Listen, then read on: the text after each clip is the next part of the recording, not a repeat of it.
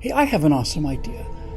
Everybody knows that socialism is for the kind and loving people and capitalism is for the awful, wicked, evil people. So how about this? Since everybody knows how tremendous it's going to be when we finally get real socialism in America, why don't we look at someplace where it's being tried right now? And not some crappy place either. Someplace like America, someplace rich. This is Hugo Chavez, president of Venezuela from 1999 until his death in 2013.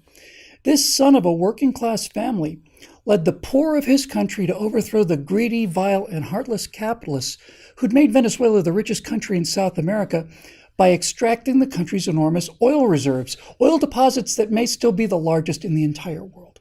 And so, like any good Marxist, Chavez turned all of the oil wealth of the country over to the Venezuelan people. Now, it's been my personal experience that socialists seem to be strangely immune to images of what socialism does to people, so let's just take a quick little peek at what kind and loving socialism has done to the animals in what was once the richest country in South America. Here's a tiger at the socialist Venezuelan zoo. Here's an elephant at the socialist Venezuelan zoo. And here's a lion at the socialist Venezuelan zoo. But hey, if you're a socialist who loves animals, stop worrying. You'll be relieved to know that these beautiful animals are not starving anymore. And that's because the starving humans in socialist Venezuela broke into the socialist Venezuelan zoo and ate them. Now, here in America, of course, the horrible income inequality means that most people can afford to feed their pets very well indeed. But in Venezuela, socialist economics means that one can of dog food costs about the same as 1 day's pay. Now, it's not fair to say that all Venezuelans are watching their pets starve in front of their eyes. That's because many of those dogs and cats, who Venezuelans love as much as we love our own dogs and cats, aren't starving anymore at all. Because thanks to socialism, starving humans in the country with the richest oil reserves in the world are eating their pets too. What a blessing socialism has been for the Venezuelan poor. Hey, have you ever stood in a long food line in America? Yeah, me too. Sucks, huh? These are what the food lines look like in Venezuela. Here are Venezuelans freed from the shame of income inequality, and here are Venezuelans no longer slaving away for corporations. Here's a Venezuelan man shopping in the new classless society, and here's a look at Venezuela's free socialized health care. Oh, one more thing.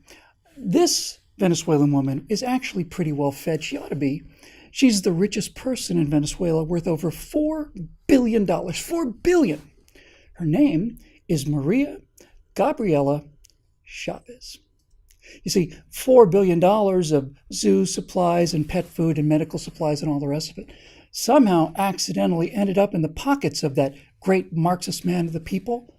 Now it belongs to his daughter. Having a socialist dictator for a father is really good work if you can get it.